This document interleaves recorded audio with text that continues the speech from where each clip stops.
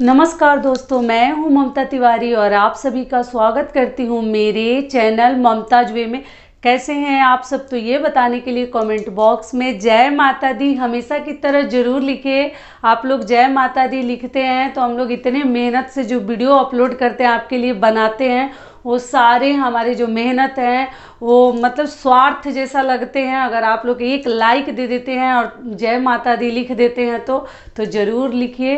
तो चलिए, आज मैं आपके साथ किचन के कुछ टिप्स, महत्वपूर्ण टिप्स जो हमारे बड़े बुजुर्गों द्वारा बताए हुए ये नियम है, घर में सुख समृद्धि और बरकत के लिए ज़रूर हम महिलाओं को ये सब कार्य करने चाहिए। तो इसके लिए मैं आपके साथ 5 टिप्स, 5 नियम जो हमारे घर में मतलब कैसे बताऊं, शुभ भी माना जाता है और अगर आप वो नहीं करते हैं तो उसको अशुभ भी माना जाता है।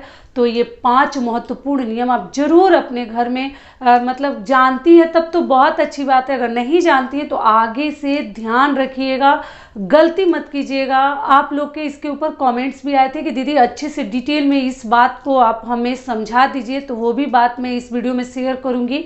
तो आप बने रहिए मेरे साथ मेरे चैनल पर। अगर आपको मेरा वीडियो पसंद आता है तो प्लीज़ आप मेरे चैनल को सब्सक्राइब कर दीजिएगा, बेल आइकन को प्रेस कर दीजिएगा, जिससे मेरे वीडियो के नए नोटिफिकेशन आप लोगों के पास सबसे पहले पहुंचे। तो चलिए शुरू करते हैं। सबसे पहला जो हमारा नियम है, हम जाने अनजाने में क्या गलती कर जाते हैं, सभी तो नहीं करते हैं, वो क्या है कि मान लीजिए कि हम ये आटा गूंथ रहे हैं गमला में, परात में या किसी भी बर्तन में, तो हम क्या करते हैं, कई आदमी की आदत होते हैं ना कि दोनों हाथों से आटा ऐसे गूंथते हैं। गूंथने के बाद क्या करते हैं कि आटा को ऐसे ऐसे साइड में करके, ऐसे साइड में करके ना ऐसे नमस्कार कर लेते हैं, ठीक है। तो आटा को ना कभी भी गूंथने के बाद ऐसे करके आपको नमस्कार नहीं करनी चाहिए। कई आदमी कर लेते हैं या ऐसे कर लेते हैं। ये आटा अगर आप ऐसे करते हैं तो आगे से बिल्कुल ध्यान रखिएगा, एकदम मत कीजिएगा, क्योंकि ये जो आटा है ना ये दान में चला जाता है। अगर हम दान की चीज़ें, वस्तुएं छूते हैं, दान करते हैं, तो उसको छू के हम नमस्कार करते हैं ना, तो इसलिए आपको कभी भी ये गलती नहीं करनी चाहिए अपने रसोई घर में। ऐसा ना कि आटा गूंथ लिए और फिर इसको हम नमस्कार कर लिए, नमस्कार मत कीजिएगा, ठीक है। तो ये हो गया हमारा पहला नियम आटा को लेकर। दूसरा नियम क्या है कि ये सूखा आटा जैसे हम किसी भी स्टील के बर्तन में रखते हैं, प्लास्टिक के बर्तन में रखते हैं, जहाँ कहीं भी आप रखते हैं, जिससे हम रोटी बनाते हैं, इसको परथन भी बोला जाता है। तो ये आटा आप लोग पूछते हैं कि दीदी इसका क्या करें, तो देखिए इस आटा को ना आप या तो गाय को लास्ट में बनाकर रोटी आपको दे देनी चाहिए। जो गांव में रहते हैं उनको तो गाय बड़ा आसानी से मिल जाती है।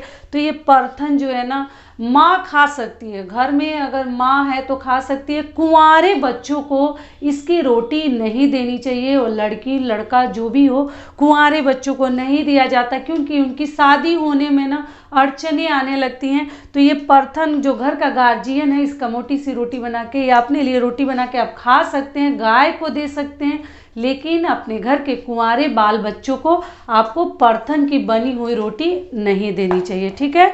तो ये हो गया हमारा दूसरा नियम। तीसरा नियम क्या है कि नमक को लेकर है। आप लोग बोले थे कि दीदी, मैं बताई थी अपने वीडियो में कि नमक आपको कभी भी ना, जैसे एक साथ इसी से हम डेली यूज कर रहे हैं, सब्जी में डाल रहे हैं फिर नमक को, तो पूरा 1 केजी नमक आपको एक साथ इस्तेमाल नहीं करनी चाहिए। क्यों नहीं करनी चाहिए, तो मैं बताई थी कि दिवाली में जैसे हम दरिद्र को खदेड़ते हैं ना, घर से भगाते हैं, तो ये नमक जो हम डेली इस्तेमाल करते हैं, उस नमक को हम क्या करते हैं कि फेंक देते हैं। तो इसलिए आपको कभी भी टोटल नमक को एक साथ इस्तेमाल नहीं करनी चाहिए, क्योंकि ये सारे नमक दरिद्र खदेड़ने के बाद हमें फेंकनी पड़ती है। तो नमक को अलग कहीं दूसरे बर्तन में सेपरेट रख कर आपको खर्च करनी चाहिए। दूसरा सबसे अशुभ कार्य क्या होता है वो भी मैं बता दूं। देखिए जितने अशुभ है ना वो नमक के ऊपर ही लागू होते हैं, बाकी मसाले के ऊपर कब लागू होता है वो भी मैं बता देती हूँ।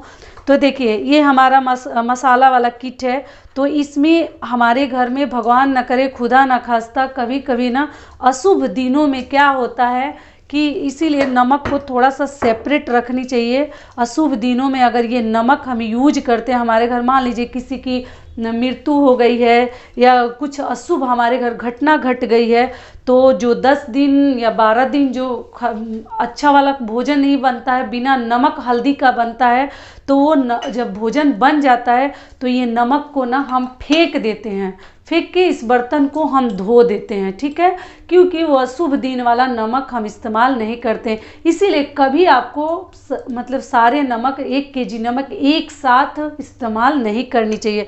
ये नमक अशुद्ध नहीं माना जाता अगर इसको आप छूते नहीं है तो, लेकिन जिस नमक को आप इस्तेमाल कर रहे हैं ये नमक फेंक दिया जाता है, नमक भी फेंक दिया जाता है। और इसमें ना इसमें अशुभ दिनों में अगर आप ये मसाला यूज तो नहीं किया जाता, लेकिन मान लीजिए घटना आपको सुनाई दे दिया तो ये हल्दी भी हम फेंक देते हैं, मिर्ची भी फेंक देते हैं, और ये जो मसाला है जीरा धनिया पाउडर है इसको भी हम फेंक देते हैं। ये धो देनी चाहिए, मसाला किट को हम धो देते हैं। अशुभ दिन जब बीत जाता है 10-12 दिन, उसके बाद हम धो देते हैं। लेकिन इसमें जो खड़े मसाले हैं, साबुत मसाले हैं, जीरा वगैरह, इसको या ये पंचफोरन बोलते हैं इसको, ये सब जो साबुत मसाले हैं इसको हम धो लेते हैं, ठीक है। तो इसका जो अशुद्ध जो विधि है वो मिट जाता है, ये शुद्ध हो जाता है। लेकिन जो पाउडर वाले मसाले होते हैं इसको हम फेंक देते हैं। इसलिए कभी भी बहुत अधिक भर कर मत रखें। हर घर के क्या नियम है वो मुझे मालूम नहीं है, लेकिन हमारे तरफ अशुभ दिन जब बीत जाते हैं तो ये सारे पाउडर वाले मसाले हम फेंक देते हैं। इसलिए हम कम कम इसमें रखते हैं, दूसरे जगह दूसरे बर्तन में रखते हैं। और नमक तो पक्का फेंक दिया जाता है।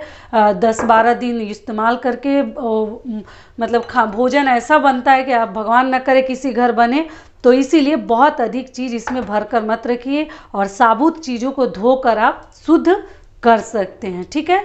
तो ये हो गया नमक और मसाला को लेके हमारा तीसरा नियम। तो चौथा नियम हमारा क्या है, वो क्या है कि भोजन देखिए बनाने वाला भोजन जो रसोईदार है, जो हमारे घर में रसोई बनाते हैं वो बनाकर चले जाते हैं, या अगर आप ही रसोई बनाई है, भोजन बनाई है, तो आपको क्या ध्यान रखनी है कि भोजन हम इसमें से जब निकाल के परोस लेते हैं, दे लेते हैं, तो एक गलती मत कीजिएगा कि इसमें इस छोलनी को, इस कलछी को डाल कर ही भोजन में हम छोड़ के चले जाते हैं ढक के, तो ये सही नहीं है। भोजन आपको ना परोस के ना ये चीज़ निकाल देनी चाहिए। निकाल के आप यहाँ पे मतलब किसी भी बर्तन में रख दीजिए या कहीं मतलब सेपरेट रख दीजिए। एक बर्तन भी मैं रख के आपको समझा देती हूँ। ये आप एक बर्तन एक रखिए जिसमें कि ना ये जूठे वाले जो बर्तन है इसको रख दीजिए, ये सर्व किया हुआ, लेकिन इसमें डालकर हमें नहीं छोड़नी चाहिए, ठीक है। भोजन परोसने के बाद इसको निकाल लेनी चाहिए और निकाल कर बाहर सेपरेट रख देनी चाहिए, ठीक है। तो ये हो गया हमारा चौथा नियम कि आपको इसके अंदर नहीं डालनी है। पांचवा नियम क्या है कि मान लीजिए ये शक्कर है, ठीक है, इस जगह पे मीठा और भी कई ऐसी चीज़ें हो सकती हैं। तो मान लीजिए आपके घर में बहुत अधिक चींटी भी होना तो शुभ नहीं होता, लेकिन मान लीजिए आजकल ठंडी हो गर्मी हो कभी भी चींटी जो है ना बहुत अधिक परेशान कर देती है।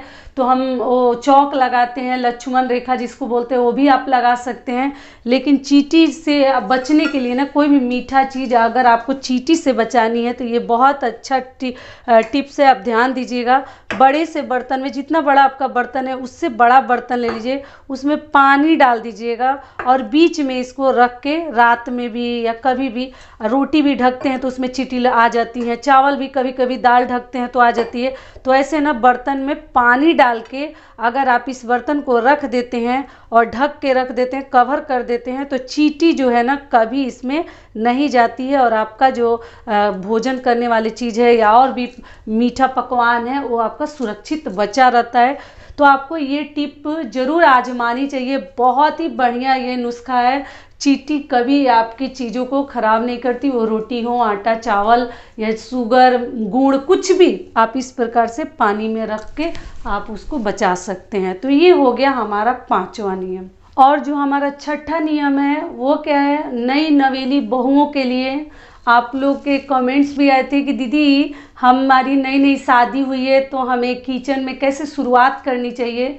तो चलिए वो भी बता देती हूँ। तो देखिए, कभी भी आप नया चूल्हा लेकर आइए या आपकी नई शादी हुई है, पहली बार रसोई में जा रहे हैं, रसोई घर में, किचन में, तो आपको दोनों के लिए एक ही नियम है, चूल्हा के ऊपर ना टिक लेनी चाहिए, सिंदूर से पहले पूजा कर लेनी चाहिए। चूल्हा जो हमारा ये भगवान है अग्निदेव, इनकी पूजा आपको कर लेनी चाहिए। यहाँ पर सिंदूर से 5 जगह, जैसे आपको इस अनामिका उंगली से टीका कर लेनी चाहिए, टिक लेनी चाहिए। तेल भी लगा सकते, तेल सिंदूर करके ही आपको नया चूल्हा की भी शुरुआत करनी चाहिए। या नई बहू अगर रसोई में जाए कुछ बनाने से पहले उसको सिंदूर से चूल्हे को टिक लेनी चाहिए, अग्निदेव की पूजा कर लेनी चाहिए। उसके आगे आपको गैस जलानी चाहिए। ठीक है, तो गैस जल गया और इसमें आपको क्या बनानी है, सबसे पहले अपने घर के लोगों के लिए, भगवान करे कि आप गई हैं उस घर में बढ़ोतरी हो, हर तरह के अच्छे कार्य हो, तो आपको कभी भी नमकीन से शुरुआत नहीं करनी चाहिए। ऐसे तो ये बात हर लोगों को मालूम होगी, पता होगी, फिर भी मैं बता देती हूँ कि कोई भी बहू अगर अपने ससुराल जाती है, चूल्हा का पूजन करने के बाद बर्तन रखिए और उस पर ना आपको मीठा भोजन कुछ भी बनाना है, हलवा बना लीजिए, पुआ बनवा लीजिए, पकवान बना लीजिए, लेकिन मीठा से ही शुरुआत करनी है। तीखा और नमकीन चीज़ें आपको नहीं बनानी है, आपको मीठा ही बनाकर भगवान का नाम लेकर शुरुआत करनी चाहिए। या एक चीज़ और बता देती हूँ साथ में कि मान लीजिए कि आप अपने हस्बैंड के साथ कहीं बाहर जा रही हैं, वो जहाँ जॉब करते हैं, जहाँ रहते हैं, तो अपने आप जब शुरुआत कर रही हैं, भोजन बनाना शुरू कर रही हैं, तो इसी प्रकार से मीठा बनाकर ही आपको शुरुआत करनी चाहिए। कभी भी तीखा और नमकीन भोजन बनाकर आपको शुरुआत नहीं करनी चाहिए, ध्यान रखनी चाहिए इस बात का। तो इस प्रकार से आपको समझ में आ गई होगी हर नई बहू के लिए, हर नई पत्नी के लिए जो पति के पास जा रही हैं, और साथ में मैं 6 टिप्स आपको बता दी। तो आशा करती हूँ, उम्मीद करती हूँ कि इस वीडियो से आप लोग को बहुत अधिक लाभ मिलेगा। फिर मिलती हूँ एक नए वीडियो में, तब तक के लिए नमस्कार। स्वस्थ रहिए, सुरक्षित रहिए और जहाँ कहीं भी रहिए खूब खुश रहिए।